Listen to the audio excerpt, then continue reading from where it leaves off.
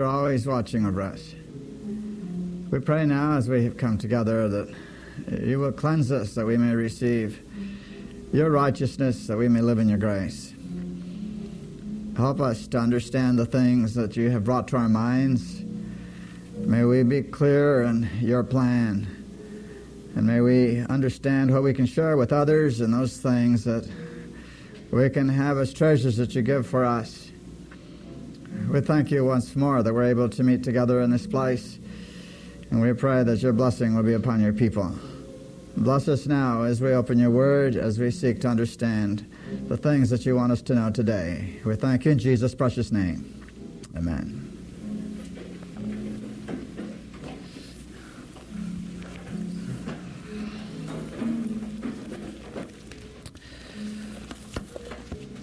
Okay, I have some questions up here already to begin with. This is a day when we have opportunity to try to get at some things.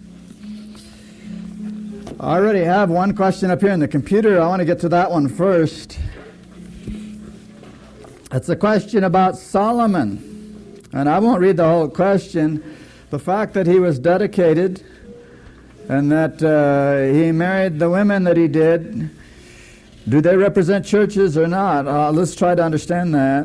And how does that relate to Adventists who have turned from the truth? And then the question says, and then brought back into oneness. So let's see what we can make out of all that. That's quite a comprehensive question. First of all, we know in the Bible a woman in certain settings does represent a church. And if it's a pure woman, we know it's the real church. If it's a corrupt woman, we know it's something to do with apostasy. The symbol does hold as we go through. I'll give you one example that we can all get a hold of. When the 40-year period of time was over in the desert, they were at the Jordan, and they were ready to go in again. But they still had a problem. They still had 20,000 of the old group with them. Okay? A little over 20,000. And so God had to test that situation to see where they really were. So he allowed something to happen. And that something was women. The Midianite women started sneaking into the camp because Balaam knew that they could not be damaged if they were faithful. And so he said, we've got to find some way to trick them into being unfaithful. And then we've got them. And so that's what they did. They started sneaking in these beautiful women, a little bit at a time. And Balaam saw, well, this is going to work. They're not chasing them out. They're keeping them there. And so Balaam said, let's have a big party. We'll have a grand festival for Israel. And we'll get all these women in there, and it'll be over. And that's what they did. Israel agreed to the big party. And they got the women in there. Now, if a woman represents a church, if this is a prophecy of some sort, in Patriarchs and Prophets, page 454, there's an interesting comment. I need to read some of the setting here so we're together. At Balaam's suggestion, a grand festival in honor of their gods was appointed by the king of Moab, and it was secretly arranged that Balaam should induce the Israelites to attend. He was regarded by them as a prophet of God, and hence had little difficulty in accomplishing his purpose. Great numbers of the people joined him in witnessing the festivities. They ventured upon the forbidden ground and were entangled in the snare of Satan. Beguiled with music. Notice which one came first. Is that happening in our church? Does the devil have some of his music in our church? Yeah, we can hear it in the worship services sometimes. The same stuff that you hear on the radio, the same kind of music, only the words are different.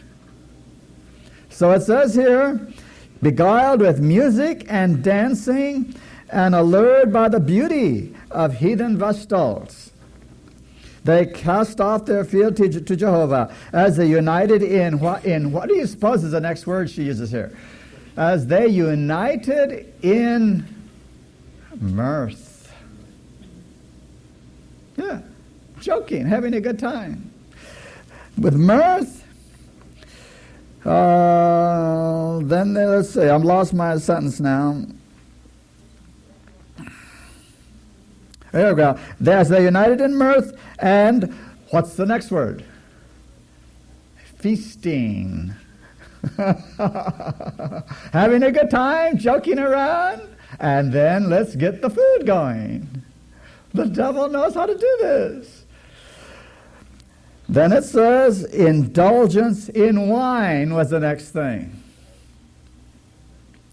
It beclouded their senses, broke down the barriers of self-control. Now, I'm going to back up for those of you who know a little bit about Adventist history. In the 1970s, a man stood up and started playing around with the other churches. He took out several of the princes of Israel with him. In the days, Zechariah was 250. I think it was about the same amount this time.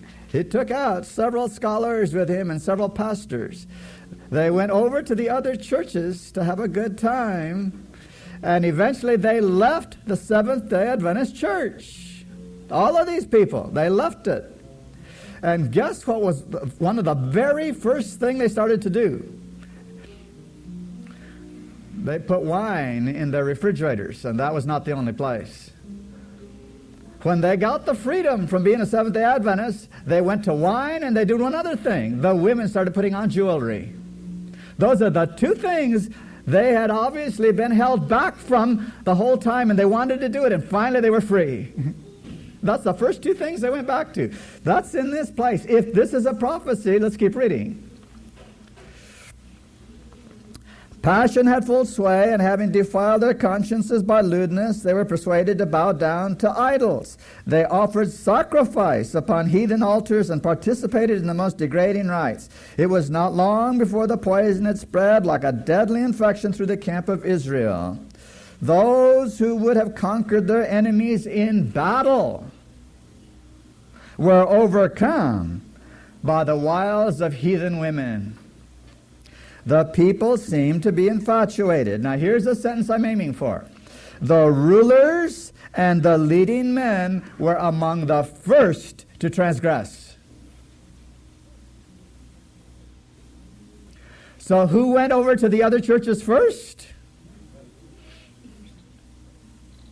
The rulers, the leading men. It was not the people in the church. It was the leaders.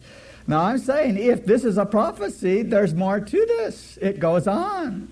Because it says, many of the people were guilty, and so many of the people were guilty that the apostasy became national. Israel joined himself unto Baal Peor. When Moses was aroused to the evil, the plots of their enemies had been so successful that not only were the Israelites participating in that licentious worship in Mount Peor, but the heathen rites were coming to be observed in the camp of Israel. The worship of Israel was changing. The aged leader was filled with indignation, and the wrath of God was kindled. Their iniquitous practices did that for Israel, which all the enchantments of Balaam could not do. They separated them from God. By swift coming judgments, the people were awakened to the enormity of their sin. A terrible pestilence broke out in the camp, to which tens of thousands speedily fell a prey. God commanded that the leaders in this apostasy be put to death by the magistrates. That's part of the prophecy. God commands that the ones who caused this to happen are going to pay the price. Then it says, this order was promptly obeyed, the offenders were slain, then their bodies were hung up in the sight of Israel. So, if this is a prophecy, if women do mean a church, and the leaders are the first to transgress, we have some things that are coming yet. Because all of this has not been fulfilled yet. Now, I just read that little section. I don't want to spend the whole time dealing with this, but this is a very important question. Solomon apostatized, and he was given a special gift of wisdom. He was smarter than any of us. And he made a big, bad mistake. He started using his brain instead of listening to what God said. And it never works. We've got to listen to what God says. We can try to reason things out. We're supposed to use our minds and our brains. But when God speaks something clearly, that's where we're to stay. Now, of the people that died at their Baal Peor, all of the original group expired at that time. 24,000 people died, and there were no more of them left. Only the new ones were going to go in. So God settled the problem right there of the old ones that were apostates. He cleared it up. We can't get ahead of God. He knows exactly what He's doing. He knows what He has to do to get a pure church. He's going to get it. Now, so far we've been talking about justification. And that's the first element. We must have that or nothing else happens. But there is more along the line. It comes after justification. But we have to see that clearly. Okay. Now, let me look at that last part of that. Oh, it's gone now. Okay. All right. I didn't wipe anything. That's okay. That's okay. So, the Seventh-day Adventist Church is where God has been aiming the whole time. He must do something with us as a people that He's never been able to do on this earth any other time. Israel failed Him. There's just no way around it. They failed Him. That can never be brought back. They were divorced from God. Now we say God doesn't believe in divorce. Well, He doesn't, but He divorced them. By their actions, they cut themselves off.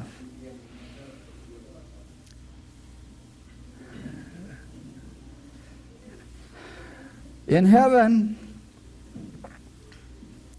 the angels failed Him.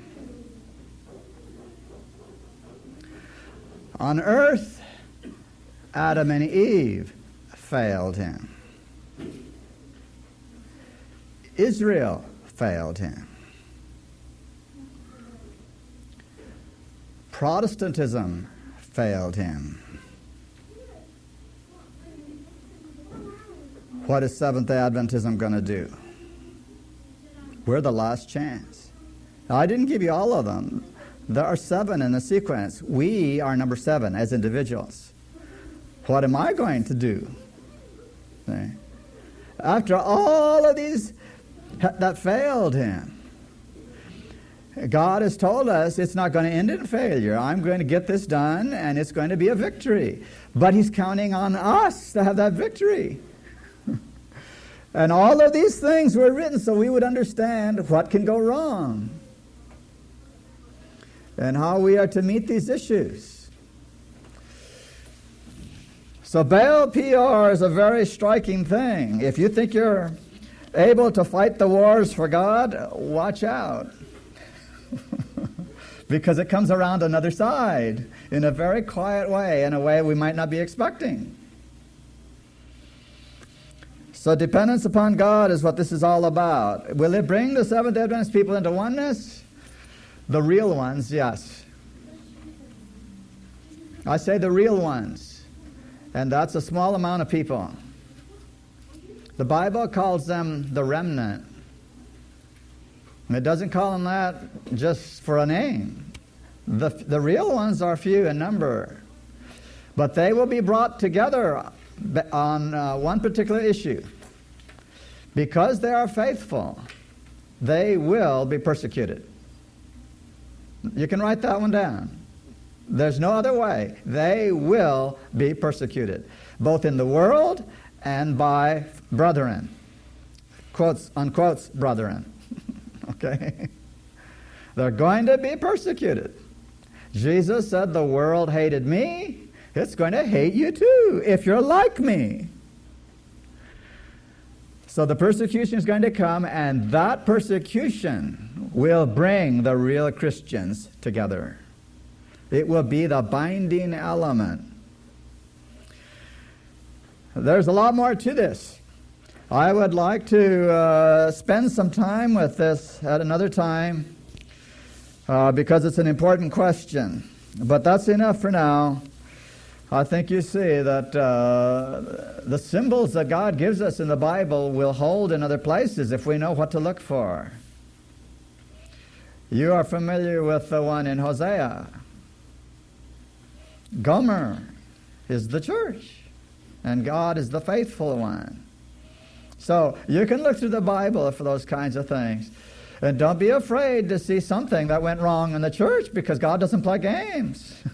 If something goes wrong, he says, it went wrong. He never pretends, this is my church, so everything's okay. All right. Was there another on there? Not on there? Okay. Okay. All right. You might want to read those two chapters, by the way. It's chapter 40 and 41 in Patriarchs and Prophets.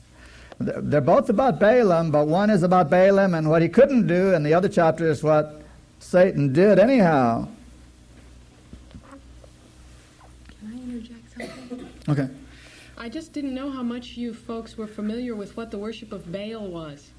Since we're talking symbolically here, it's important because I know when I first read that, I thought, I've never seen anybody outside of a Catholic church, bowing down to an idol. Baal worship was a type of worship that actually the Australian Aborigines still do in a certain form.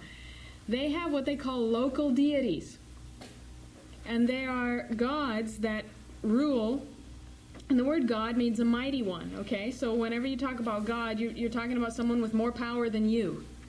So they believe there's someone with more power than they themselves, and for them it's their ancestors, okay? But they rule over certain areas, and if you travel outside of this locality, you're in somebody else's domain. So there are different gods wherever you go, and you have to appease the god of that place wherever you are. Okay, now Ellen White tells us, especially in chapters 14 and 15 in Prophets and Kings, talking about Elijah and the Baal apostasy there, that Baal worship is alive and well today, okay, in our church, in the Christian church. Now, what that means is, when you think of what Baal worship is, it means if it's the idea that something has power over a situation other than God. For example, when you go to school, if you're tempted to do something, I got to put this correctly, I wasn't thinking about it, but to succeed, you have to be smart. To succeed, you have to be beautiful.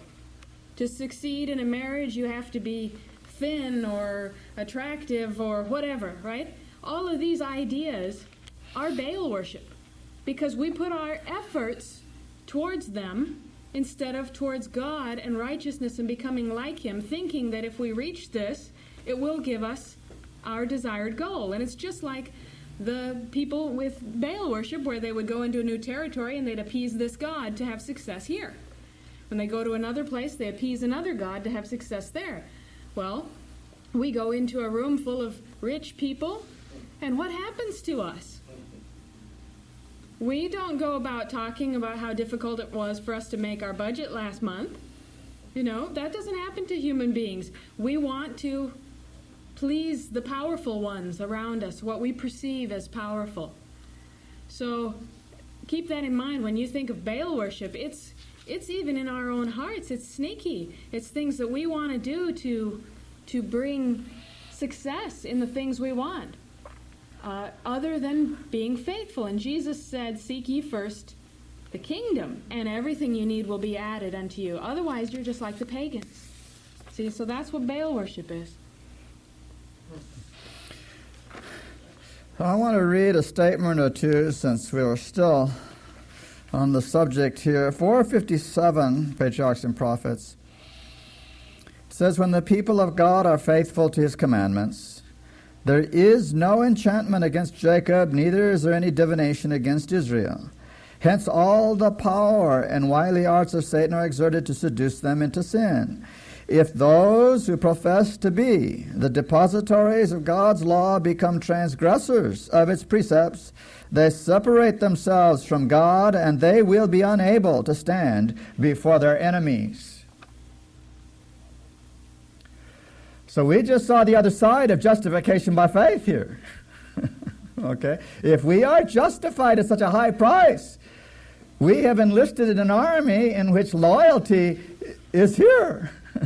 Okay? And that loyalty, it must be maintained, or we will become powerless. So we're seeing here a little bit more, and we will start seeing more as we go along here. I wasn't going to read this statement for a few weeks yet, but I'm going to read it. It's on the next page, 459. It says, a long preparatory process unknown to the world goes on in the heart before the Christian commits open sin. This is one of the true gospel statements that people seem to miss. Let's look at it for just a moment. It says, a long preparatory process.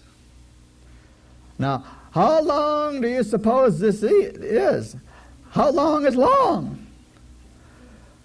Is it 10 minutes?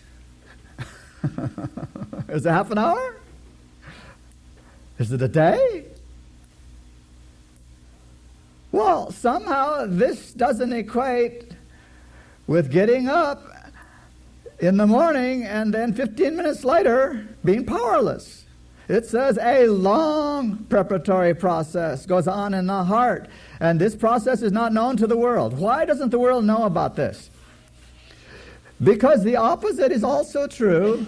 It was a long process to get a person to be able to surrender. A person doesn't do that instantly. We have to learn things and understand and be exposed and see who God is. And when we surrender, it didn't happen overnight. And then even after we have surrendered, we now have the lifelong process of developing a character that will hold forever. And that takes time. And God gives all of us time.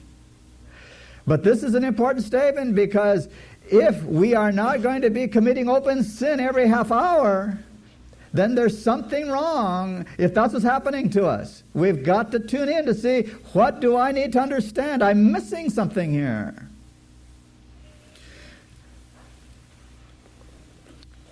Open sin, what is that? That could be where the biggest confusion comes in. What is open sin? Well, after one of the meetings recently, someone came up and started talking about all the different kinds of sin. That really can get very confusing, because the Bible uses different words for sin. Okay? The one in John where it says Christians don't do it, the word there is hamartia, and it means coming short of the mark. We don't continually come short of the mark. We can meet that mark. Now, Ellen White tells us something that I believe is a little cryptic. She says there's only one definition for sin. That is transgression of the law. Well, I think sin is a little bit bigger than that one little sentence. That sentence covers it, but it doesn't tell us everything. We need to look to see what sin really is. We need to ask a question. Is it a thing that God made?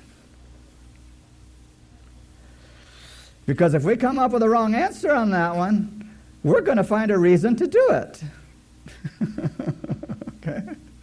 In Genesis 1:31, it says God looked and he saw everything that he had made. In other words, that which is genuine creation. And in verse 31, he says he looked and it was very good. Not just good, but very good. Nothing could be said against it. Anything that God made is very good. Okay? So God did not make sin. Now, He did make a thing called freedom of choice. We talked about this a little bit before. We want to keep trying to understand this. Freedom of choice means that you can yield obedience or you can reject obedience. It's a choice. But by rejecting obedience does not mean you're creating something. Creatures don't create. Only God creates. So if they reject obedience and do sin, they are sinners, sinning. But they have not created a thing in God's universe called sin. There is no such thing. But there are sinners sinning. So sin is the transgression of the law. It is sinners sinning. Don't ever think that sin is something that's real in God's universe and you can put it in a bottle and look at it. Because if you do that, you're going to become a philosopher after the brand of Hegel, Kant, Kierkegaard, and all the rest of them, because that's what they believed.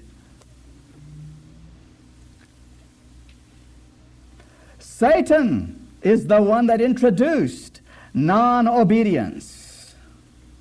And when he did that, he did not create a law that says this happens if you disobey. He did not do that. He can't create laws. There are no laws about sin, only laws about righteousness. Now, I'll let you wrestle with this a little bit. We may come back to it sometime. The point we're trying to get to here is that open sin here is a person who is in rebellion against God. That's what it is. Okay? We're not talking about a mistake here. We're not talking about bad judgment. We're not talking about falling into something that's not complete in your mind. You can't work with it. We're talking about something that a person knows. They know what God said about it, and they're going to do it anyhow, no matter what. Can you put that in the context of David and Bathsheba and Uriah the Hittite?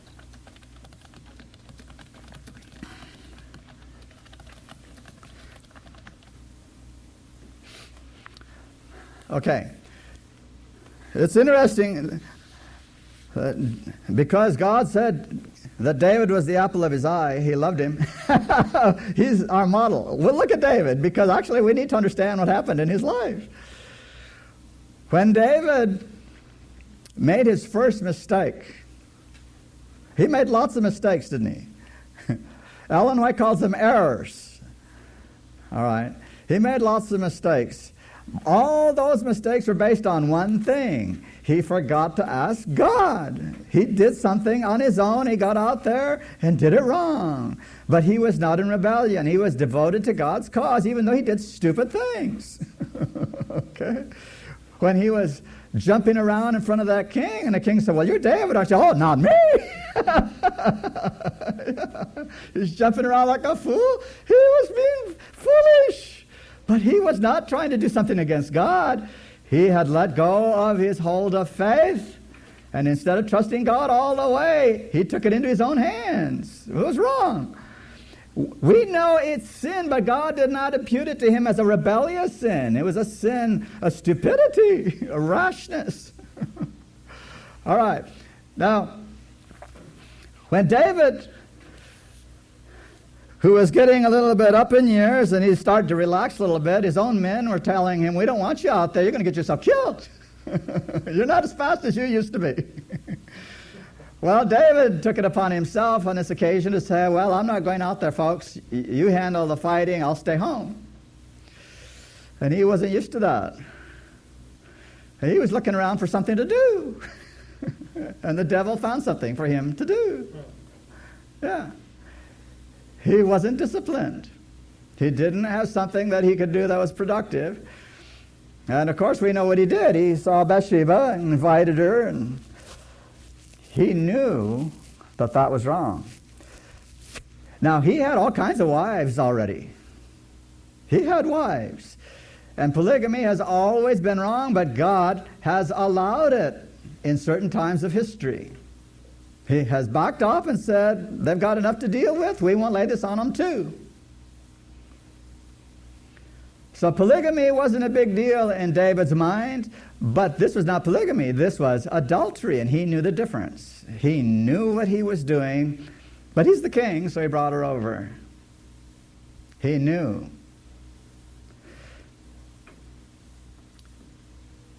But the real sin in God's eyes that David could not recover from was when he tried to cover that up by killing her husband. Now that really made this a horrible mess. And of course we know the story. Several months later, a year later, Nathan comes along to tell him what happened, and David got so mad that a person would do such a thing. He said that person deserves to die, and that's when he said, "You're the man." Now, David understood as soon as Nathan talked to him what he had told him. You were in rebellion. That was not a mistake. You knew exactly what God's standard was. And you certainly knew that killing Uriah was wrong. You are a man of blood. And that never left him. God would never lift that from him, that he was a man of blood. He forgave him. But he couldn't get past that in front of the people. So David was a rebel. And as a rebel, he was lost until he could get back under the mercy of God. And so that rebellion, if he had died any time during that year, he would have been lost eternally. Nathan did him a big favor of calling him back and saying, "Hey, you're the man." And David, because he was in his heart devoted to God's cause, he was able to turn himself around and say, "Lord, create in me a clean heart, renew within me a right spirit, bring me back." After he was back, he prayed very earnestly, "Lord, keep me from presumptuous sin. Don't let me ever go there again." So there's a very real difference between this open sin, rebellion, and making mistakes. We need to understand the difference, but we also need to know how much we really do know about what God said. We know more than we're willing to admit to ourselves, probably. We know what he said. We need to follow what our conscience tells us. Isn't that one of the reasons why David wasn't able to build a temple? Because he had shed innocent blood? Yes, it was really his heart's desire to do that more than anything else. He wanted to build God's temple, and God told him, "You can't do it. I can't let you do it. You're a man of blood. You have blood on your hands." And we know, of course, that David, in spite of everything God told him, he had to do something about that temple. So he got all the materials together. He made all the plans. He did everything except actually do it. And of course, God said, "Okay, go ahead. You can do that much." But you know, this all ties together. Solomon, during all of this, who God did not really call Solomon, he called him another name, Jedediah. That name in the colloquial means "my darling." God called him darling. My darling boy. And so there was something really close between God and Solomon. And that turned out to make Solomon more gifted in the area of wisdom and thinking than any other human that's ever lived. But that person that close with God did the same thing that David did. He took it upon himself to think things through and left God out of it and got himself in big trouble. It never fails. There's one word that I have found in the English language that describes how to lose it. It's just one word, and it's the opposite of being a Seventh-day Adventist.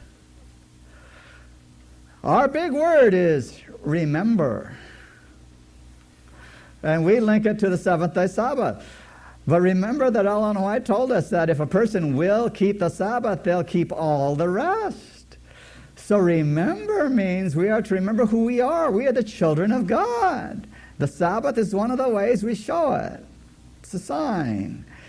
So, the other word, the opposite word, the word of apostasy is forget. That's how a person loses it. They forget to count on God. They forget to trust Him. They forget to remember what He said. They forget. And you will find this word every time someone goes into apostasy.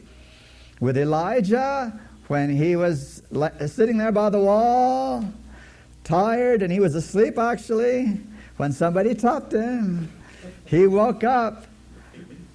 The very first thing Ellen White says when he woke up was, he forgot. There it was, just like that. There's the word. She says about Solomon, he forgot. And every one of them the same thing. He forgot. When David numbered the men in Israel, had he forgotten God? Yeah, he sure enough did, didn't he? He wanted to be like the other nations. What for? Yeah, even his men around him knew it was wrong. They said, why are you going to do this? I have to prove how big I am as a king. I've got to show I have as many numbers as the rest of those kingdoms out there. He wanted to be a big shot. And the only way you can be a big shot in this world is to be like the world. That's a tremendous trap. Be like the world. Okay. So you might want to look at those two chapters carefully. There's just a lot of material in there. All right, I have some more questions here. If you have any, pass them up, by the way, or say them while we can get them on the computer here. I'm going to start with the third question here. It says tempt versus test. Let me ask you, first of all, I don't want to spend a lot of time on this. If you all have a clear understanding here. When someone says, I was tempted to do something, what do they usually mean? Yeah, they wanted to do it. That's what people say. I was tempted. And I don't know for sure if that gets us off the hook or not, but to say I was tempted. But usually it's because I want to do something that I can say that. The Bible word doesn't mean that. And we need to understand that difference, because if we don't, we're going to put something on Jesus that he never had. You see, if we use the word that way and we put it on Jesus, we're going to say he wanted to sin. Well, it's a ridiculous idea. It's a blasphemous idea. But do you know there are Seventh-day Adventists that spend their whole life teaching that? They say he had an inner pull. That's the way they say it. That is not in the Bible. It's against the Bible. What does the word tempt mean? There are several times the Spirit of Prophecy uses it, and every time she uses it correctly. In your little Bibles, if you have those, 7a, here, this is easier for me to work with.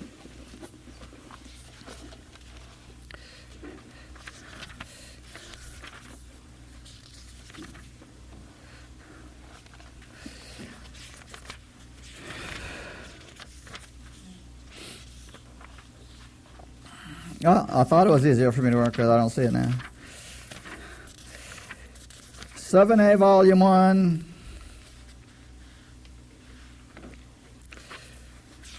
Fig leaves.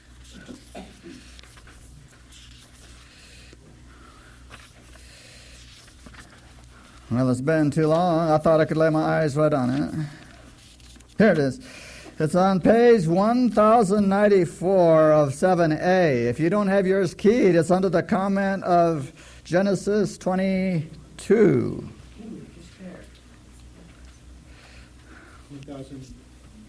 92 verse 1. Okay, yeah, you got the page? Okay. It's Genesis 22, the very first comment. James 1:13, it says, under chapter 22. Okay, the comment says, What is temptation? There's the question. It is the means by which those who claim to be the children of God are tested and tried. So what is temptation according to the Bible? It's a test. That's what the Greek word means. Test. Now, when the King James translators used the word tempted, they knew that the word means test. No one had a problem with it. But people today seem to have a problem with it. I was talking to one of my theologian friends, and he's no dummy. I mean, he has studied. He knows the literature. He really has read the Spirit of Prophecy in the Bible. He's taught in our schools. And I talked to him a little bit about this word test. He says, that's not a good definition. And I asked him, well, what's a better definition? I said, this one is in A.T. Robinson's work. He is an accepted scholar by everyone in the world who understands Greek. This is what he says. He says it's not a good definition. I said, what is your definition? He said, lust. He said, your definition of temptation is lust? He said, yes. He says, if there's no lust, there's no temptation. And he went over to James, the first chapter. Well, James, the first chapter is not talking about that. But I'm telling you this because I have a lot of confidence in this man's honesty. He's a good friend of mine. But he's got his own ideas about what this says. He's not going according to what I understand the Bible to be saying here. What a terrible thing to say that temptation means lust, because that means Jesus had lust. It's the same word. No, Jesus did not have lust. He had legitimate appetites. And there are legitimate appetites. You know, there's nothing wrong with eating. There's nothing wrong with drinking water. There's nothing wrong with all kinds of things. God made those. But there's a wrong use of these things. That's where Jesus never went. And he never had a desire to go there because he wanted to follow his Father's will. So this word is very important. The reason it's important is because over in Hebrews it says Jesus was, in the King James, tempted in all points such as we are. And if you're not thinking correctly, you're going to say, you mean he was tempted and everything's just the same way I am? That is not what that's saying. But that's what people are teaching out there. It's a strange thing. How could anybody think that Jesus wanted to smoke cigarettes? There was no such thing in his time. And I could give you 1,000 things he couldn't have done. Okay, did you have something else? Well, one of the means that God never tempts any man. You know, James 1:13. I asked this question because in a sermon that we heard recently on Exodus 22:1, Genesis 22:1, the preacher made a very definite point that God never tempts any man.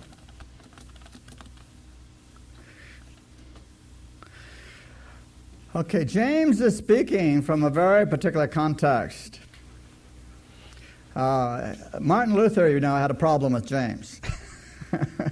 And Luther was a very bright man, but he still had a problem with James because he couldn't sort out the context.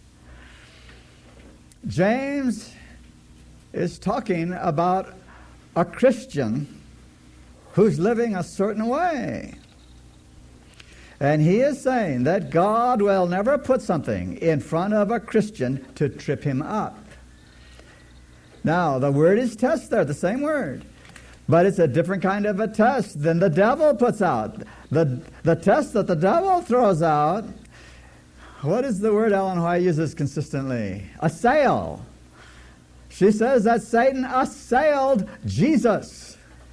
He tested him in a way to trip him up. God never does that. He does test us, but it's only to build us. Remember in 1 Corinthians it says that God will with the And is moving from a different perspective than Paul is in some instances, and that's what makes it difficult to read the two of them side by side. But the issue in a test is this. The test can come from two directions because I'm a human sinner. They can come from outside of me, or they can come from inside of me because I have habits. See? Now, you have to have a habit before that can happen. If you've never wanted to do something over here and it comes in front of you and you don't know what it is, there's nothing there that says anything to you. But if you've done it once and you liked it and you say, I want it again, now there's something there that you have to deal with internally. So we can be tested both ways. God will not test us internally. He tests us by circumstances, by providence, by all kinds of things. He tests us from the outside. He will not try to get inside of us to test us that way. Satan tries to get inside. He whispers to us. That's still external. But if we allow it to work, we've allowed an internal mechanism to start up. So the tests are real to us. But we must keep them as an objective reality that we can deal with and not say, that's me. That's where people go down with the tests. They say, well, that's me. I really want that, or I really am going to do that. And people get themselves so embroiled that they think that once they've thought about it, well, it's too late. I might as well do it. No, there is a difference between doing it and the processes before you get there. You can stop it somewhere along the line. Now, there is a situation that Jesus talked about, and that's cherishing evil. But that's a different side. What he was trying to tell us was, if you're trying to live a secret life, really wanting to do something, and you never do it, you still are going to be held accountable. The only thing you haven't had is the opportunity, because you really want to do it. Okay? So he says, don't do that. Get rid of that. Opportunity has nothing to do with this. Okay, so we need to fine-tune in all these areas, but we need to think about them. Okay, you have a quote? Okay. Yeah, this is an excellent quote. This is Education, page 29. This is talking about man. There is in his nature a bent to evil, a force which, unaided, he cannot resist. Okay, now think about this. There is in his nature a bent to evil, a force which, unaided, he cannot resist. To withstand this force, to attain that ideal which in his inmost soul he accepts as alone worthy, he can find help in but one power. Now, what is she saying? She says in every human being, so we don't have to think we're the only ones, okay? This is the condition of fallen man. There is a force pulling him to evil that he cannot resist. Okay, that's every human being. Everyone. But at the same time, there's something in him that says if you don't resist it, you're a failure. See, it says in here, to withstand this force, to attain that ideal which in his inmost soul he accepts as alone worthy. In other words, we all know we don't want to give in to the evil. We don't want to. There's a fight in every one of us, a struggle, and it drives people insane. It can drive you totally insane. So in here, there's a force pulling you to evil, and there's something in you that says, I don't want to go there, I don't want to go there, and we're dragged there because we can't help it. That's what sin is. That's the power of sin. It says, but in this he can find help in but one power. That power is Christ. Okay, now, think about that. Here you have a force in you, and we're getting personal, okay? Because I know. I can say that about you because it says so, and I can say that about me. We're all in this boat. There's something in you pulling you towards that thing that is your greatest enemy, and you cannot resist it. And maybe you've tried year after year, day after day, month after month, who knows how long, to fight it. Maybe you've never even seen that it has this chain around your neck and it's just pulling you down. But it says here that in one place you can find help. Now, temptation, how does this relate? Why did I say that? Because we're talking about desire. To the person who is alone, the temptation is their desire. It's like the carrot out in front of the horse. He can't see anything but that. So when the person is alone, the power of sin, Satan is much stronger than us and smarter, and he can deceive even the smartest human being. He did it with Eve, and she was smarter than you or I. Okay? So the sin can deceive us and make us want that thing. And we really want it. But then, now here, this is Education page 88. It's telling the story of Peter. And when Jesus called Peter out on the water. Now remember this in the context. God tempts no man. Okay, what Alex told you? Jesus called Peter out on the water. Did he know he was going to sink? He sure did. Sort of sounds like a temptation, doesn't it? Come out to me out on the water. Well, it was a test for a purpose. Look at this. Peter often erred and often received reproof. Patiently, with discriminating love, the Savior dealt with his impetuous disciple, seeking to check his self-confidence and teach him humility, obedience, and trust. But only in part was the lesson learned. Self-assurance was not uprooted. Jesus, with the burden heavy on his own heart, sought to open to his disciples the scenes of his trial, but their eyes were holden. The knowledge was unwelcome, and they did not see. Self-pity that shrank from fellowship with Christ in suffering prompted Peter's remonstrance, "Pity thyself, Lord, this shall not be unto thee." His words expressed the thought and the feeling of the 12. So they went on, the crisis drawing nearer, they, boastful, contentious, in anticipation, apportioning regal honors and dreaming not of the cross. Were they in a place that was going to make it? You know, they were not going to make it. Does that sound converted to you? It doesn't. And it shouldn't. It isn't. For them all, Peter's experience had a lesson. Now, burn this in your brain. To self-trust, trial is defeat. Trial is defeat. The sure outworking of evil still unforsaken, Christ could not prevent. Okay, now this is temptation. Jesus called Peter out on the water because he knew there was self-trust in him that was not forsaken. And he knew what would happen.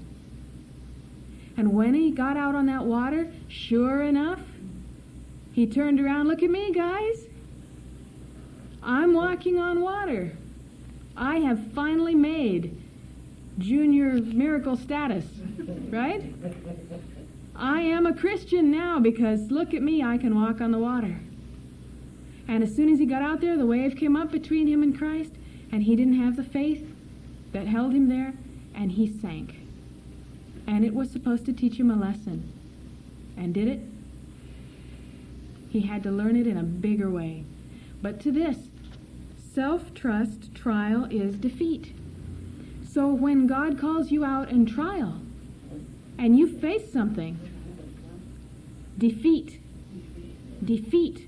In other words, if you are trusting yourself an ounce and you face the tiniest trial, you're going to fail it. That's the law. You face the tiniest trial, if you trust in yourself an ounce, you're going to fail it. Now, does that mean God is saying, "Look at you, you wretch"? No, he's doing exactly what he did with Peter. Come out on the water. Look, I want to show you what's there. I want to show you that the force to evil in your own soul you cannot overcome yet because you don't have the higher desire. When Jesus gets in the soul, he becomes the object of the soul's desire. See, then a test, a temptation that comes to you does not appeal to the lower lust. You have a higher desire. So all there is for the Christian to say, "No, Jesus is what I want. Jesus is what I want." But if you're not a Christian, you can't say that in honesty. And a Christian by this definition means one who's given up all self-trust. Not all those of us who are being drawn to that submission. And let's not be ashamed to be in company with the disciples a couple weeks before the cross. Look what he did overnight. you know. In volume 5, 7a, under chapter 4 of Matthew, this could be very difficult for you to find. There's a lot of stuff in there, and I'm going to just read something in the middle. This comes under, you see, this isn't broken down in verses. Romans 5, 1 Corinthians 15, 2 Corinthians 5, it's all I can give you. It says, when Adam was assailed by the tempter in Eden, he was without the taint of sin. And I want to ask you the question, is the temptation inside or outside? That's clear, isn't it?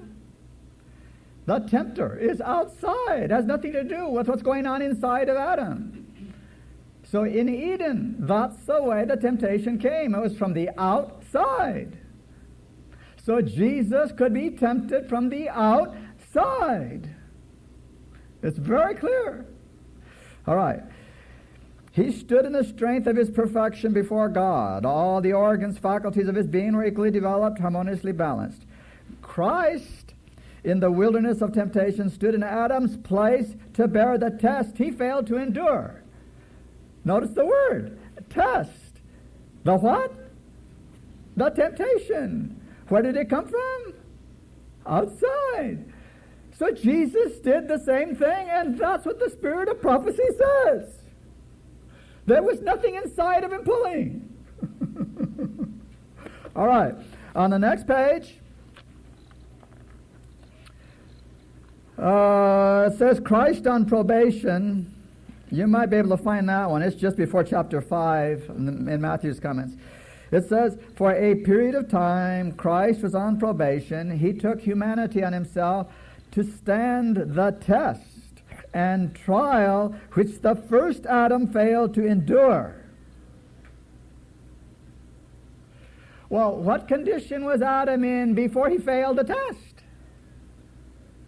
That's the condition Jesus was in. He never failed. Same test. Okay? And we could read these all through the Spirit of Prophecy over and over. It's always the same. Where do people come up with the idea that Jesus did something different than what the Spirit of Prophecy says?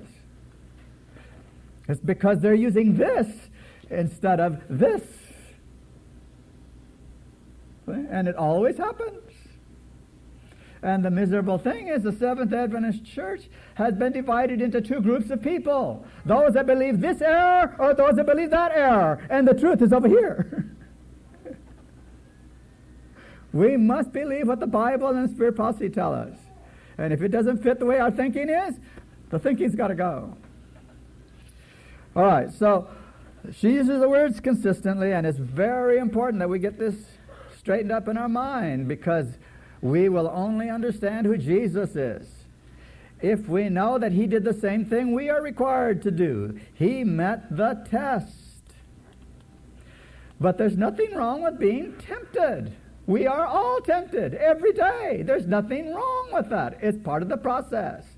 What we do about it makes the difference. Okay, so let's welcome the tests. Let's welcome the temptations. Let's welcome the trials. They're part of our development, our building up of character. All right, let me deal with the next question here. The marriage supper of the Lamb. If you have a...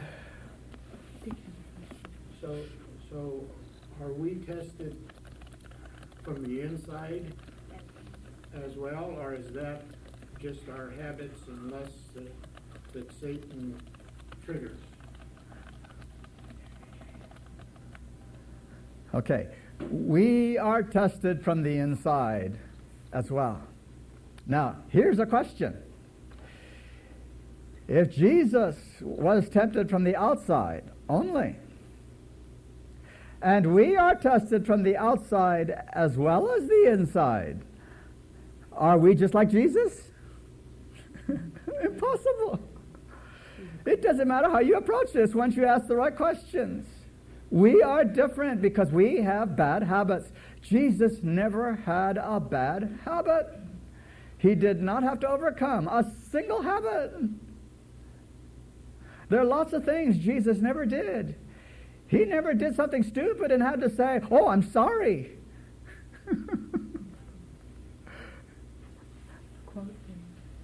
You have a quote? Okay. The faith I live by, page 49, he is a brother in our infirmities, but not in possessing like passions. As the sinless one, his nature recoiled from evil. He endured struggles and torture of soul in a world of sin. His humanity made prayer a necessity and a privilege.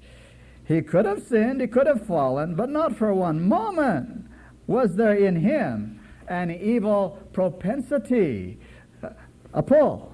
That's what the word propensity means. That's that force I was just reading to you about. The force to evil. That's the faith it's quoted in Faith I Live by 49, but it probably is. Let me see. I have hundreds of statements like this at home. I have files and files and files of them, and I just marvel with all that material that anybody in Seventh-day Adventism could think differently. But we as a people are in trouble because we don't study for ourselves. The people who are concerned look at videos. And I have to tell you, videos is one of the worst things that could ever happen to you. We're going to spend a whole time with that. And it's coming up here. I've been putting it off because we as a people are big on videos. And I'm not talking about the outsiders. I'm talking about the church. We use videos in a very real way. Oh, thank you, brother. So I want to be careful with that, so that we deal with the principle that we can all understand.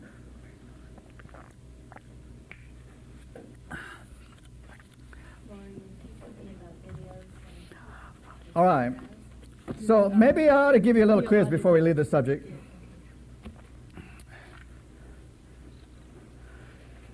If I tell you that somebody wanted to see what I was made out of, so on a real hot day, they put a cold beer in front of me and everybody was gone, and I tell you the next day, do you want to know something? I was tempted with a can of beer. What did I just tell you?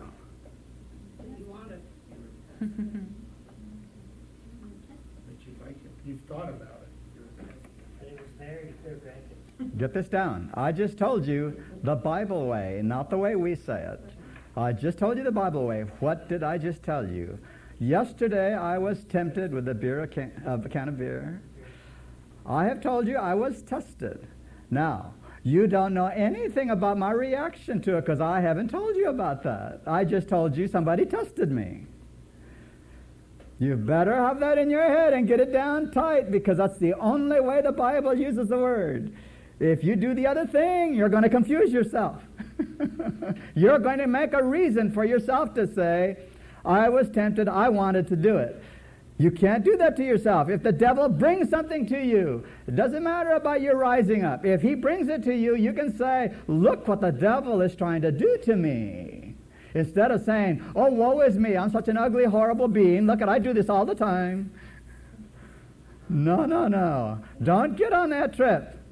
The devil is testing you, and he wants to make you think it's in you doing it all by yourself. And if he can get you thinking that way, you're going to get mighty discouraged because he knows what you used to like to do. He knows. He watched you, and he wrote down every time. He just looks it up and says, well, let's see, 5,223 times. Let's see if it's still there. Yeah. And it doesn't go away in one night. It is still there to be touched. But we've got to know that. And when it comes, you say, devil, get away from me. I know what you're doing. I don't want this. I'm a Christian.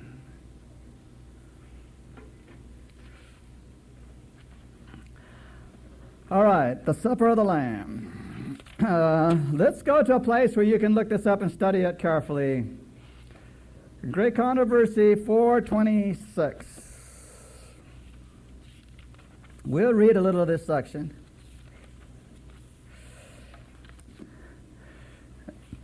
It's in a strange place. It's in the chapter called Holy of Holies. So in the Holy of Holies, we're going to see what it really says here.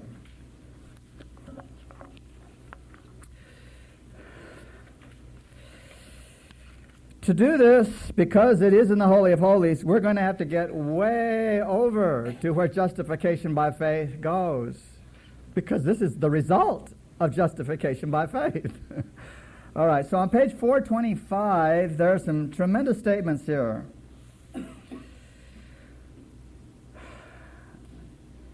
Those who are living upon the earth, when the intercession of Christ shall cease in the sanctuary above, are to stand in the sight of holy God without a mediator. No other group on earth has ever been there. Stand on the earth with nothing between you and God. Their robes must be spotless. Their characters must be purified from sin by the blood of sprinkling. Through the grace of God and their own diligent effort, they must be conquerors in the battle with evil. Now, by your own diligent efforts, does that mean that you're going to work your way to heaven? Don't get into the trap. Let's read these the way they fit in the gospel. Diligent effort is very important. No one is going to get in the kingdom without it. But diligent effort here is not to earn salvation. Diligent effort here is to do something else, and that's what we want to see. While the investigative judgment is going forward in heaven, while the sins of the penitent believers are being removed from the sanctuary, there is to be a special work of purification, of putting away of sin among God's people upon earth. This work is more clearly presented in the messages of Revelation 14. So, putting away of sin is part of the plan of salvation. It comes after justification by faith. Okay?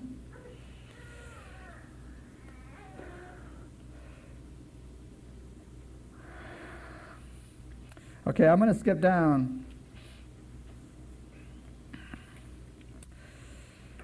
The coming, this is 426, the coming of Christ as our high priest to the most holy place for the cleansing of the sanctuary, brought to view in Daniel 8:14. The coming of the Son of Man to the Ancient of Days, as presented in Daniel 7:13, and the coming of the Lord to his temple, foretold by Malachi, are descriptions of the same event. So don't ever separate those. They're all talking about the same thing. This is also represented by the coming of the bridegroom to the marriage, described by Christ in the parable of the 10 virgins. So we've got a whole bunch of scriptures here to put together. Okay? All right, now we're going to find out about Adventism here. In the summer and the autumn of 1844, the proclamation, "Behold, the bridegroom cometh," was given. The two classes represented by the wise and foolish virgins were then developed. One class looked with joy to the Lord's appearing and who had been diligently preparing to meet him. Another class, influenced by fear and acting from impulse, had been satisfied with a theory of the truth, but were destitute of the grace of God. In the parable, when the bridegroom came, they that were ready went in with him to the marriage. The coming of the bridegroom here brought to view takes place before the marriage. Okay? Before the marriage. This is using symbols that people in the East understand, but we have to work our way through them here. The marriage represents the reception by Christ of his kingdom. So something happens before the marriage, and at the marriage itself, Jesus receives his kingdom. The holy city, New Jerusalem, which is the capital, and the representative of the kingdom is called the bride. Okay? So when people tell you that Jesus is going to marry the church, that's not what the Bible teaches. He's going to marry New Jerusalem, the capital. The capital is not the church. Said the angel to John, "Come hither, I will show thee the bride, the Lamb's wife. He carried me away in the Spirit," says the prophet, "and showed me the great city, the holy Jerusalem, descending out of heaven from God." Clearly then, I'm on page 427 now. Clearly then, the bride represents the holy city.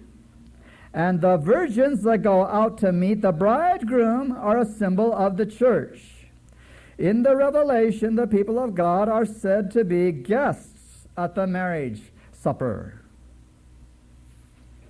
So the church are called guests. They're not the bride. You can't be a guest and a bride at the same time. Okay?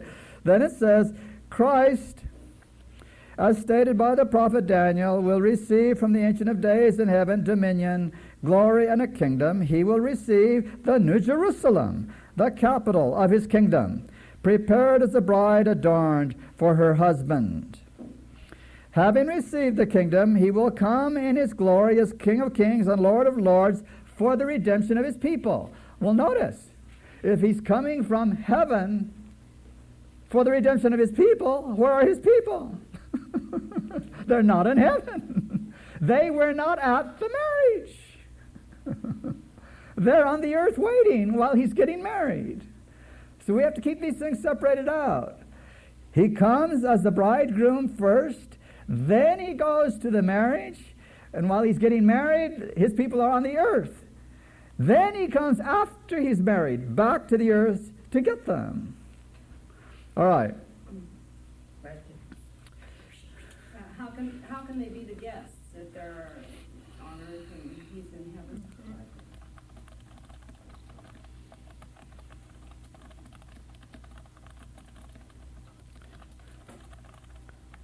That's a good question. Ellen White says they're described this way even though they are on earth. I'll read that. I'll read that here a little bit. Okay. Let me see here. At the appointed time,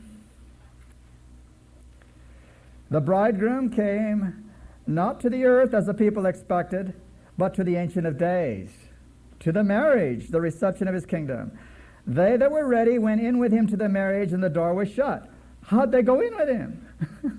By faith only. Okay.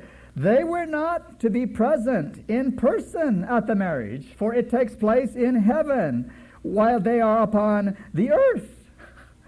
So there's a sentence. Ellen White covers it. She says they are not present in person. They're on earth. But by faith, they know what he's doing. The Seventh-day Adventists are the only people on earth that know what Jesus is doing. There's not another church that knows. While we are here, we know he's getting married. All right, continuing. The guests are the witnesses. The followers of Christ are to, and this is from Luke 12:36, wait for their Lord when he will return from the wedding. That's Scripture. Luke 12:36. But they are to understand his work and to follow him by faith as he goes before God. So there it is, by faith. It is in this sense they are said to go into the marriage. Now, Ellen White first got a hold of this when she was very young, and she wrote it for us in early writings. It's on page 55 and 56, where she says that the Father moved from the holy place with his throne into the most holy place, the Holy of Holies. And then Jesus moved into the most holy place, and the door was shut to the holy place, never to be opened again, and the door was opened to the most holy place. And then she says, the Christian world that did not follow Jesus by faith into that room, in other words, to the marriage, stood in the same relation to God as the Jews did when they crucified Christ. So in 1844, there was a great falling away in Protestantism. They stood as the Jews in unbelief. And only about 50 people on this whole planet finally got it figured out and followed Jesus into the most holy place. Yeah, 50 people. Okay. So is the marriage the investigative judgment?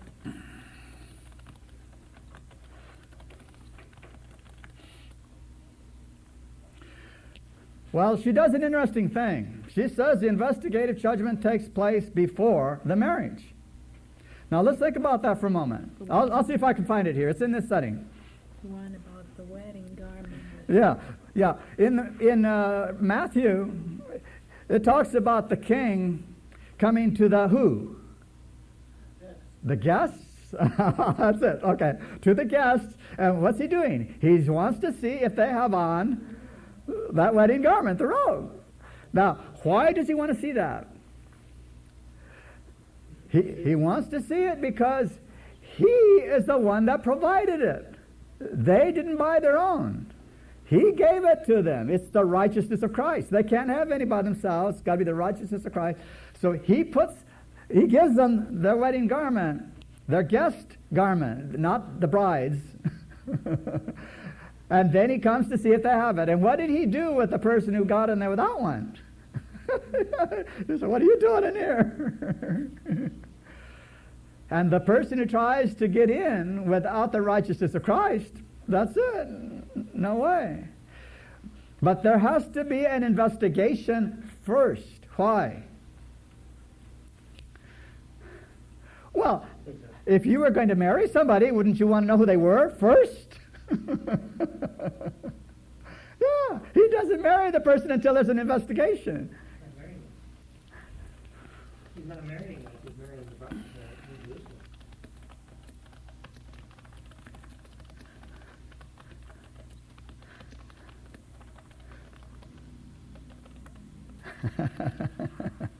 Well, that's true. Now, we did not say that he is marrying the church. We're talking about investigative judgment. The investigative judgment is about the guests. Now, when it's all over, when probation has closed, what becomes of those guests? What do they become? This is the key. Do they become New Jerusalem? Stones. I don't think so, because in Revelation it says they go into it. They can't go into themselves. Yeah, it says that in Revelation. They go into the city. The city is still a city, and they're still there. Two different things. Well, if they didn't become the city, they still must be the church. If they're the church, they have become now the kingdom of men. Because there's a kingdom of angels, there's a kingdom of heaven, there's a kingdom of unfallen worlds. But the kingdom of men has been made up now. Okay?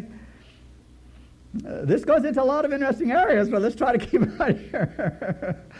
So the investigative judgment is to determine who gets into the kingdom. And New Jerusalem is the capital of that kingdom. Okay? So if you keep everything in its place, let's go to Isaiah 54. This seems to be a subject that you're interested in, so let's dig it out a little bit.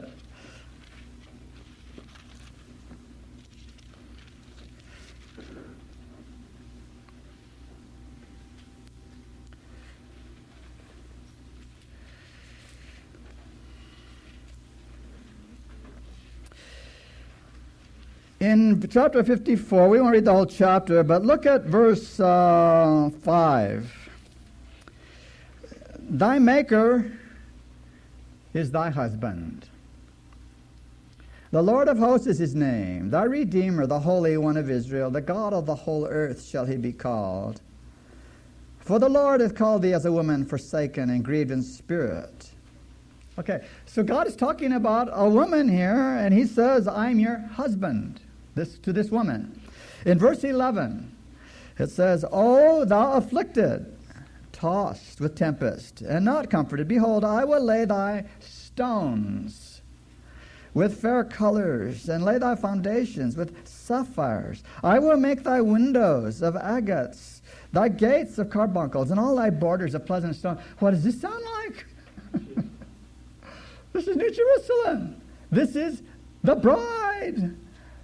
This is the one that God says, I'm going to marry you. You have been without children. Here comes the key. And then it says, all thy children shall be taught of the Lord. Well, wait a minute. Who are these children?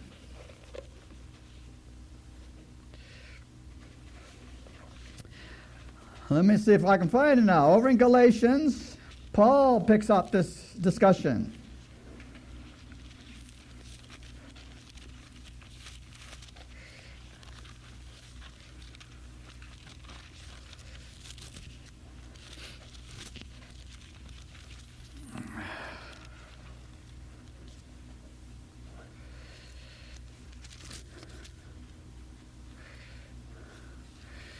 Well, let's see if my eye can fall on it here.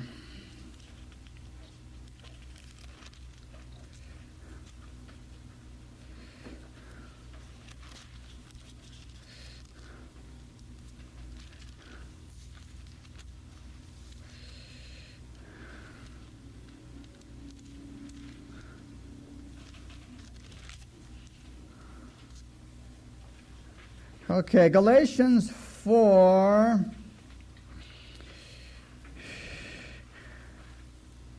And let's start reading in verse 22.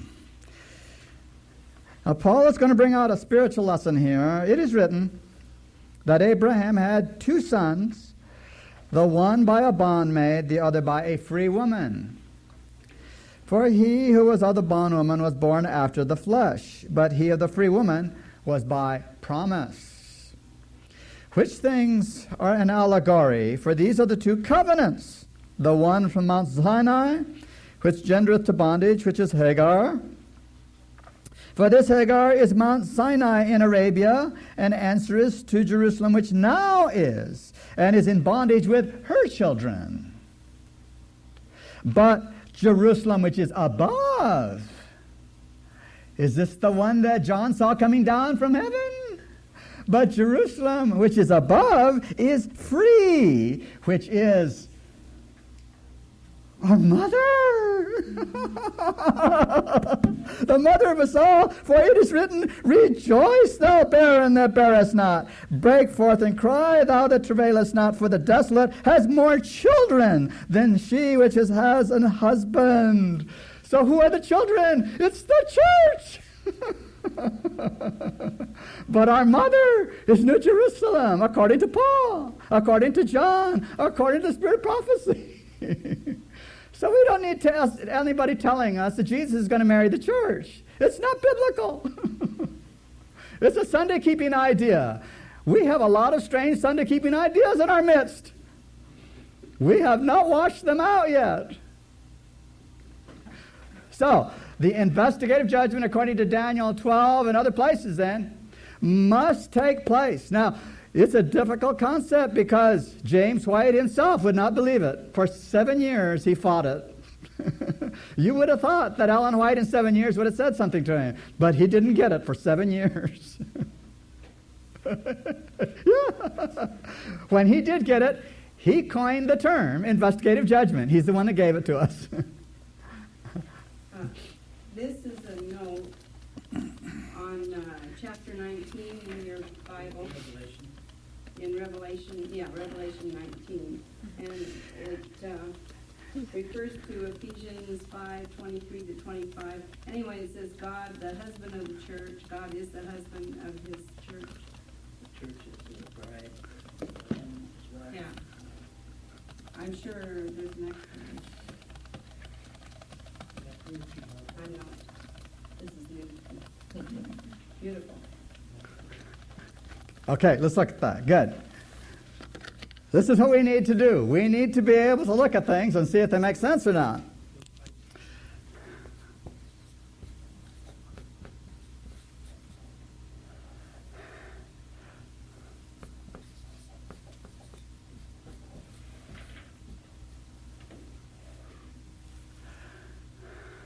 All right, we have in the Bible the word bride two different ways. Ellen White is discussing one way here, and she was discussing in great controversy the word bride in the other way. What are these two ways? The key is in that very place. What was the word?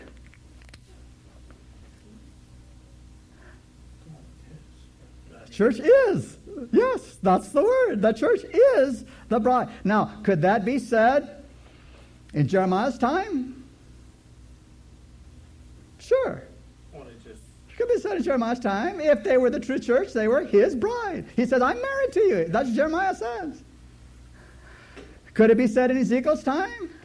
Well, it's time, same time frame. Well, we know it could be said in Paul's time, Ephesians. Could it be said in Luther's time? So, could it be said in the time of Adam and Eve and their children? Yeah. So Jesus can say this statement at any point in history, and it's true. Because his relationship to his people, the faithful ones, is as a marriage. He is the husband, and they are the bride. Okay? That is eternally true for his church, always. But in Revelation, when he says he's going to marry a bride, well, how can he be going to marry somebody he's already married to?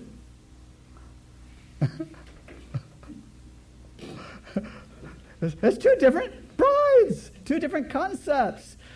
The people of God are always his bride in a relationship.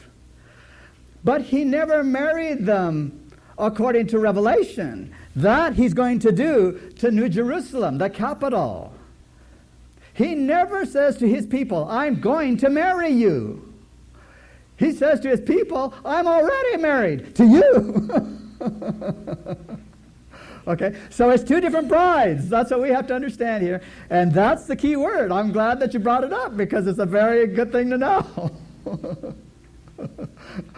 Okay, good.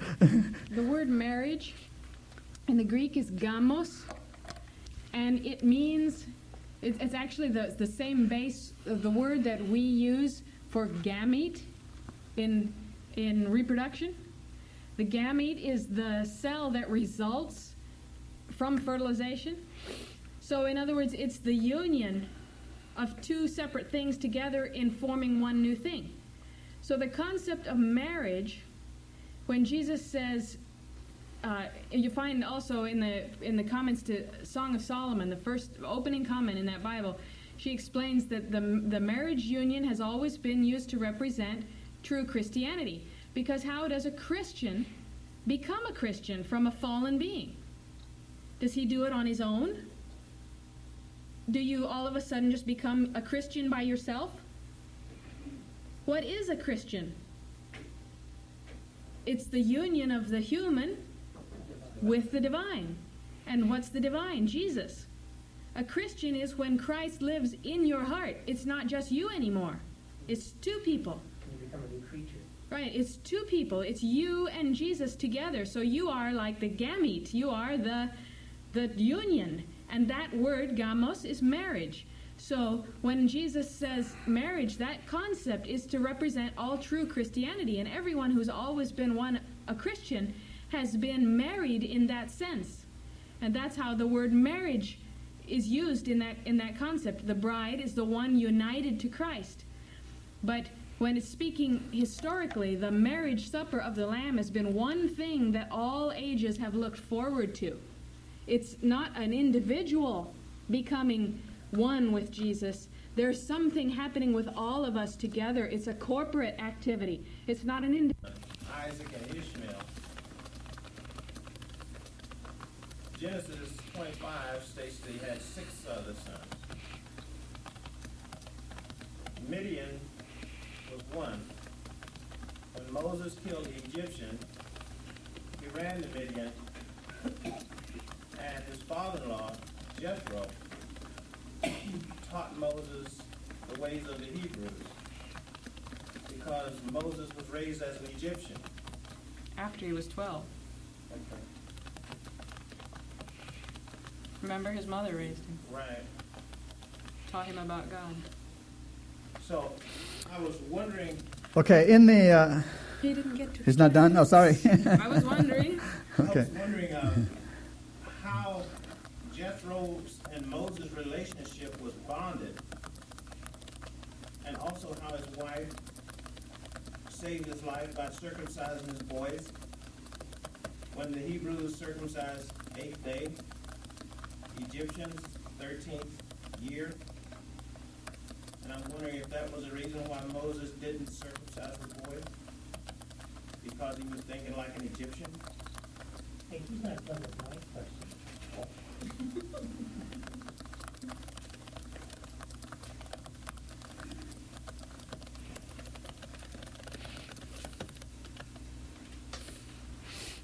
You got several questions going. Okay. First of all, the story about Abraham and Sarah is only in that context. When you get Sarah out of the picture, things shift their ground. Because after Sarah's dead, he married a woman by the name of Keturah, and he had 8 more sons by Keturah. So he had lots of sons, and we don't know about all the children, actually. Okay, so we have to always keep the stories in their context. 2 sons only means Sarah. Okay. Jethro had quite an influence on Moses' life. Moses actually knew a lot more about the Hebrew religion than we give him credit for. His mother had him until age 12. And we are told in the Spirit of Prophecy that it was those years that made him the man he was.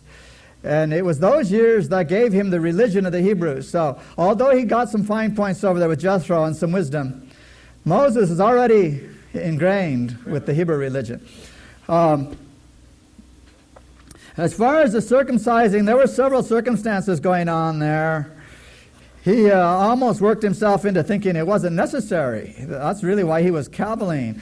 I don't know that his being an Egyptian, being trained as an Egyptian, really got in his way on that occasion. I don't know for sure, but it doesn't seem that was a factor. He had other things going on.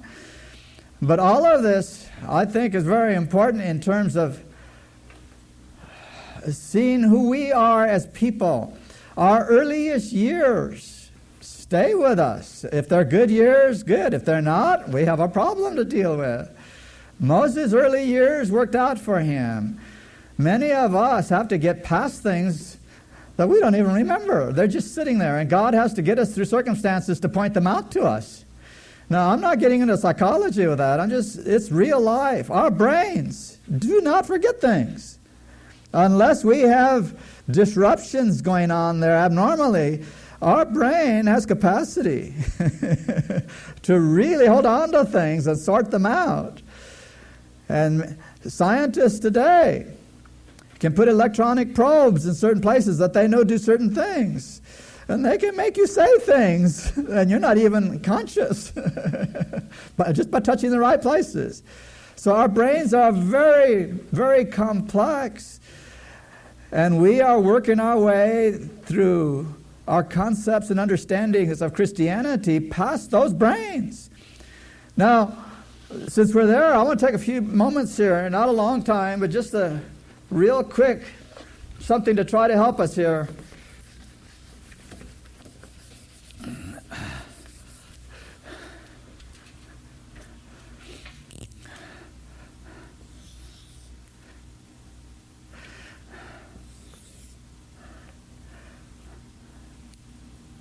Well, we'll start like that.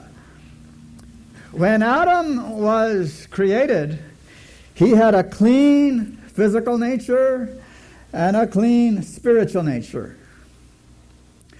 When he fell, his physical nature became corrupted, he became mortal, and his spiritual nature was gone. He was no longer spiritual. So he was blocked on both sides here. Now, when he became a Christian, he had learned some interesting things.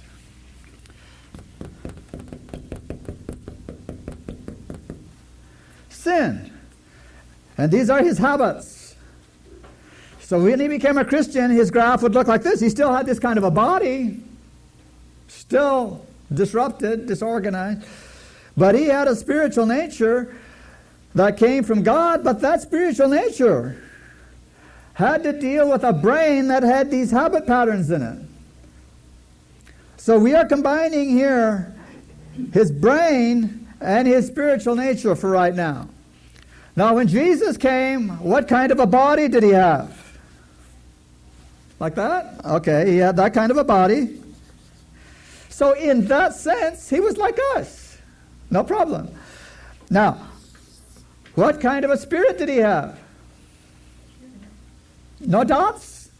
Okay, no dots. No habits, no problem. So, was he like Adam after the fall? See, it doesn't work. Jesus was like this. Now, when I am born again as a Christian, which one of these do I look like? The top one. I am not like Jesus as a Christian. I'm like Adam after the fall when he was redeemed by Jesus. So this is me. Now, let's switch gears here a little bit. Let's make this just the brain for right now.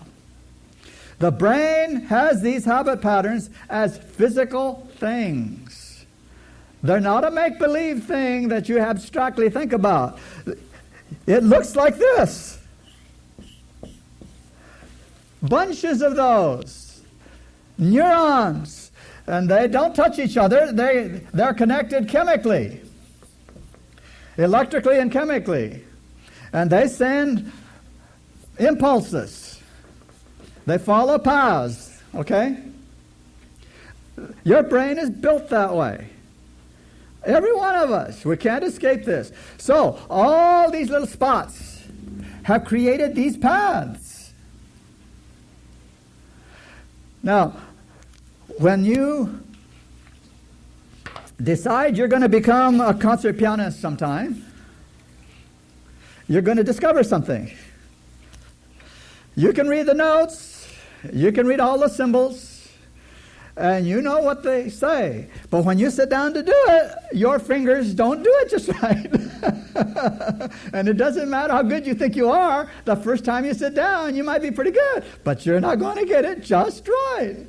As a matter of fact, if you want to be a concert pianist, you not only have to know all those notes and all those symbols and be able to play them all perfectly, now you have to go to the next level and start playing it like each finger is a computer and touch those keys in such a way that you're getting sounds out of this by blending things, by making the strings vibrate a certain way, by using the pedal a certain way, by sitting a certain way at the piano.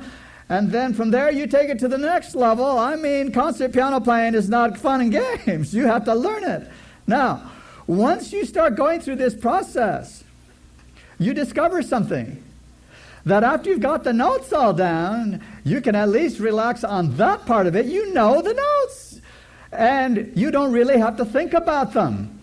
You just start in and you start concentrating on the other levels of things you want to do. How you want to get that piano to vibrate. How you want the sounds to work together. You're not thinking about the notes anymore. How can you do that? They have become habits. That's why everyone is told to practice. It's not just to get people to sit there. It's to build those pathways. And those pathways work in such a way, in a simplified form, that your brain isn't even involved anymore. You can fire from your back, from your spine, because your spine has learned the messages to send out. It's kind of a shortcut trick the body has. And if you get really good, you can sit there and put it in automatic. All right, this happens to us in everyday life. The things that we build like this, we don't have to think about them. They just happen when they're sparked. Okay?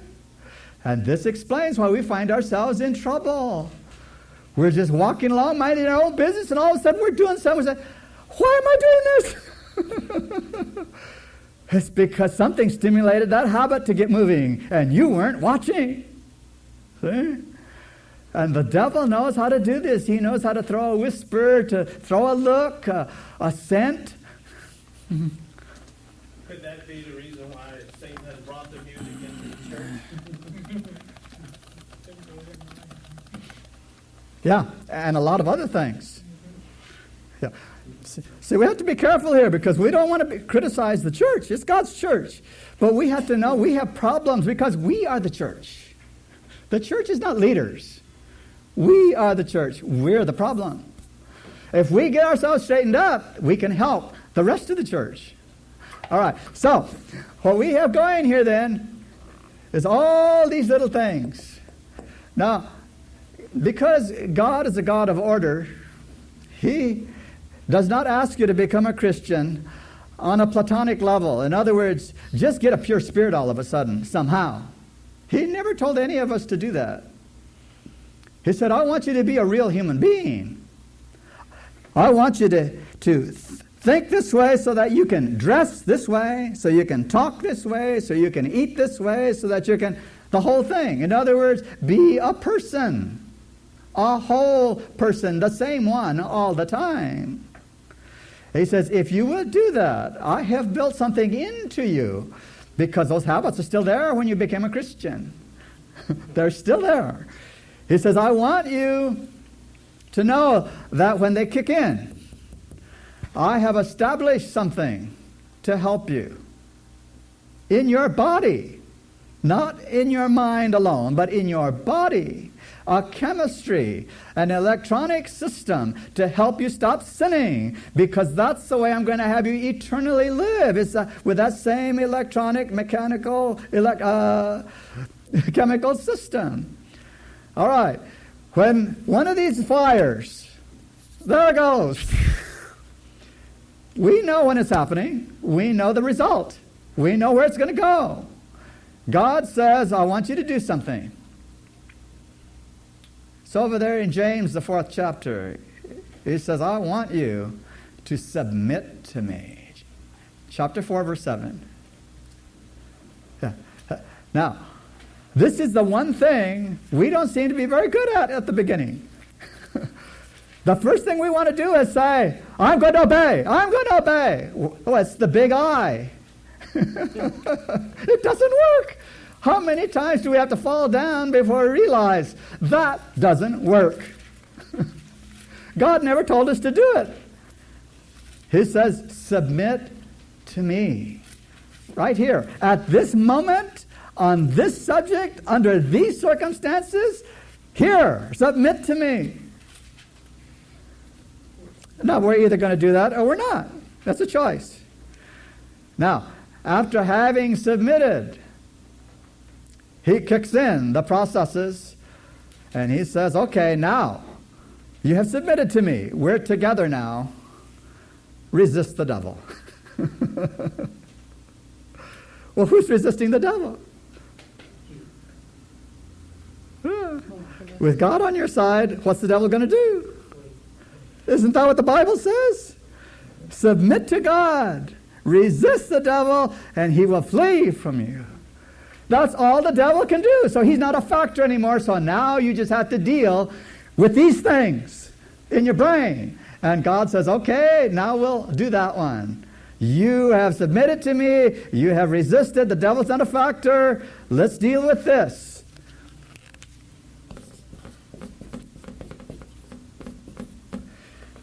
You know, even science knows about this. Yeah, even those scientists out there have discovered that there's a way to short-circuit habits. It's a chemical called gamma-aminobutyric acid. It's in your body. And it's there for you to use to resist a habit. So don't say you can't do it. A friend of mine told me just this morning that the research paper that he read that has shown that in neurobiology that the dendrites now, when they're disused, will actually be resorbed and that contact will be destroyed. Physical level. And another one that I heard about this last week, which ties in with the health message, is that things we learn, if we get 6 hours or less of sleep in a night, we can't make improvement. They did some tests in Israel, and for every hour over 6 hours sleep, within a day for young people and for people over 50, within 4 to 5 days, you can actually make a measurable improvement in a skill. And so it shows that proper rest is also part of God's plan for learning.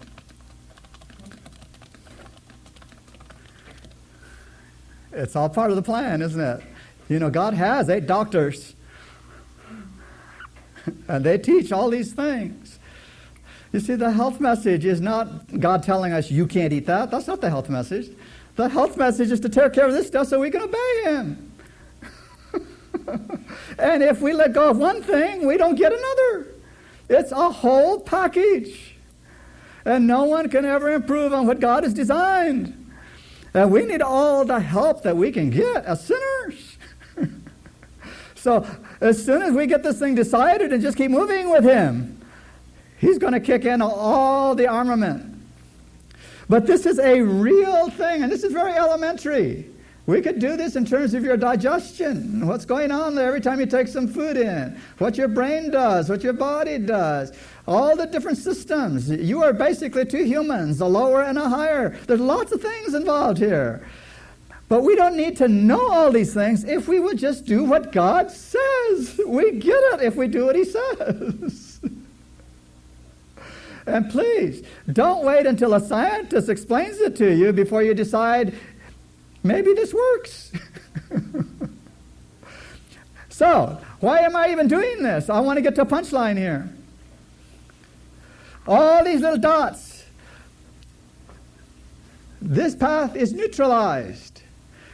It's still there. It doesn't go away after the first time. But as we move through things, as we've really decided something, and we continually and consistently live a certain way, we develop a new path. And instead of the old path kicking in, the new one that does righteousness kicks in. And it overrides the old one. Now the old one is still there for a while, but it's not a factor because the new one is the power. It's the one that kicks in now. And as long as we are faithful, that will grow and develop until the other goes away, and it's not a factor now. And so here's what I'm leading to. That one now, for all practical purposes, is gone. The habit is gone. You have a new one. And then as you develop and grow and your character is developing, do you see what you're starting to look like? What your brain is going to look like here? Oh, look what's happening. And Ellen White says, we need not retain one sinful propensity. Amen. We can actually reorganize our brain by the way we live. We can clean it up and give ourselves the advantage that Jesus had of having a clean brain. That to me is exciting. This is the ones who are to be sealed with God as a testimony to Him. I want to read you that in Desire of Ages 671.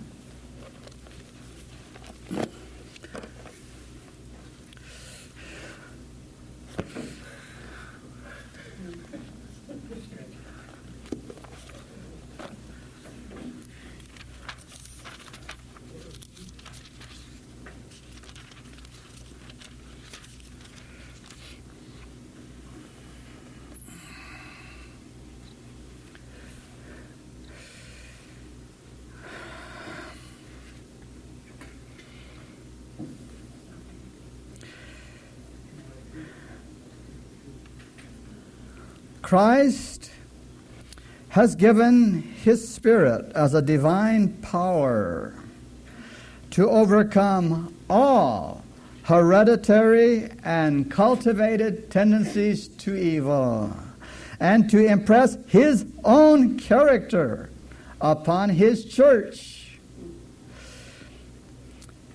Of the Spirit, Jesus said, He shall glorify me.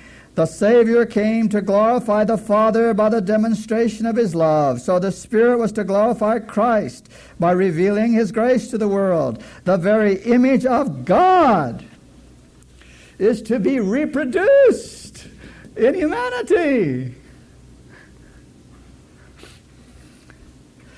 The honor of God, the honor of Christ is involved in the perfection of the character of His people. It's God's honor that's at stake here.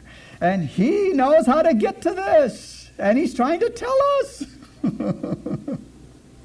So, He does require perfection. He does require obedience. He does. But please, His way of getting it is justification through the merits of Jesus alone. And then we put all our effort into it, knowing He can get me here. All right, our time has gone by. We've moved into a second phase. Okay, ahead. Yeah, well, we just have a couple more minutes. I was wondering about this Ark of the Covenant there in Jeremiah 3:16, and it says they won't remember. Oh, okay. It's only take you a second to 3:16.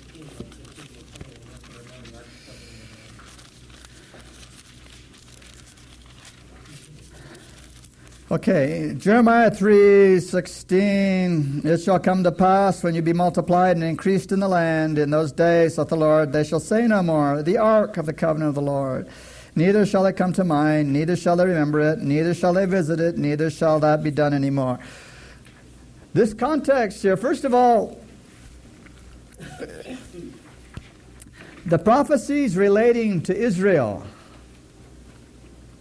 relate to them, first of all, as a people, as a nation. They were supposed to get something done. They failed God. They were conditional prophecies to them. All right? Now, that doesn't mean that the prophecies are not going to be fulfilled. They were conditional to them. They failed. God is going to fulfill them spiritually to spiritual Israel. It's literal. It's real, but it is spiritual Israel that He's going to do this with now, not the nation of Israel. So this scripture is going to be fulfilled, just the way He said it. But it will not happen on this earth before Jesus comes back. It will happen after everything is reestablished on this earth, and God's entire plan will be fulfilled then. And when that happens, all the symbology that He used will have no relevance to everyday life anymore. We will have the everyday real life of being who God designed us to be, and we don't need to look to the things to help us get there. Remember that Paul tried to say it in Galatians. He said, the law is our schoolmaster to lead us to Christ. And the Sunday keepers messed that all up, but we shouldn't do that. Even as Seventh-day Adventists, we should know that the law has done its work in leading us to Christ. Now that we are Christians, the law does not speak to us in negative terms. The law is something positive to Christians. God says to a Christian, thou shalt not kill. Period. And a Christian does not think of it as something, oh, you mean I can't go out and kill now? That is not what God meant to a Christian. The Ten Commandments are a wall of protection around the true Christian. Because God said, I have designed you a certain way. You will not kill. You will not commit adultery. You will not steal. You will not. These are not prohibitions in the sense that God means them to be to us. So, as we understand some of these things more and more, we've got to get to the place where we see, I've been looking at this in a very negative way. I better start looking at this the way God sees it, the way He's trying to tell me, the way He's trying to get me over there to live with Him. Because in eternity, He's not going to be on my back telling me, you better not kill. It's not going to happen, not even one time. But He can say to me, you don't kill. And I said, thank you, Lord. So, okay. Well, the part where it says that neither shall they visit it, neither shall that be done anymore, that's not meaning that the ark in the temple in heaven, when we're there, we'll never go visit the temple and see the ark.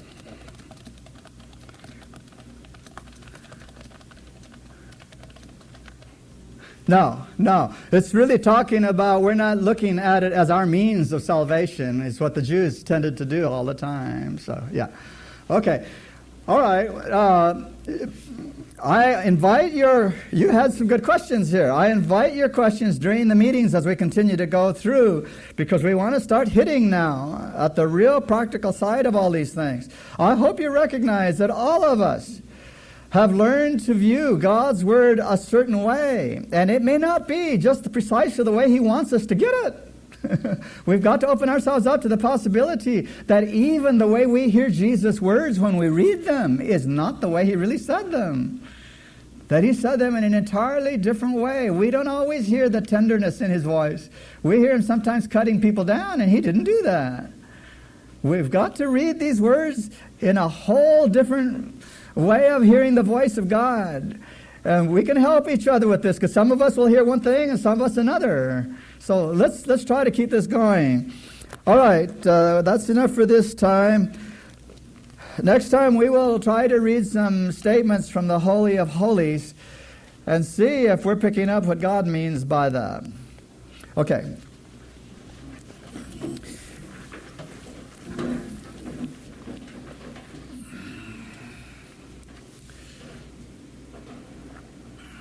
Father, we thank You that You never blame us, that You sent Jesus not to condemn but to save. And it was only in His heart to do the best He could for us. He knows what He's capable of, and He also knows how limited our capacity is. But help us, Lord, to move higher and higher, to open our hearts and minds to You, that we can truly grasp the wonders of Your salvation. Help us, Lord, to be able to look at ourselves just long enough to know that we're never going to solve the problem ourselves. We've got to see what Your solution is. We thank You that Your ways are perfect, that we can continue to learn, that we can be exposed to the way You do things. Help us, Lord, to get away from the devil's lies. He's always around trying to make things look in a different way. Help us, Lord, to rebuke him, to just move away from everything that he tries to bring to us. Help us to see that Your life is eternal life. It's a life of power. Help us to see how simple You've tried to make it for us. And Lord, may we move according to the things You show us, knowing that if we just do what You say, even if we don't understand everything, there's going to be a result, and our eyes will be able to see more. We thank You that Jesus has promised He's coming. And when He does, the whole family will be made up. Bless us as we continue to study and to share and just to believe whatever You tell us.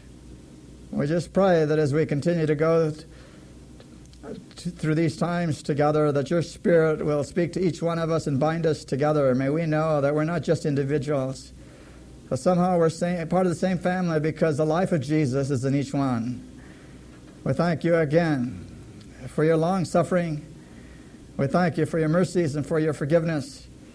And we pray that this week we will somehow in our minds set it down, that we will please You, that we will desire to do those things that will make You happy, give You joy, And then, Father, when we see you face to face, we'll know that the only reason is because Jesus was truly faithful. We thank you in his holy name. Amen.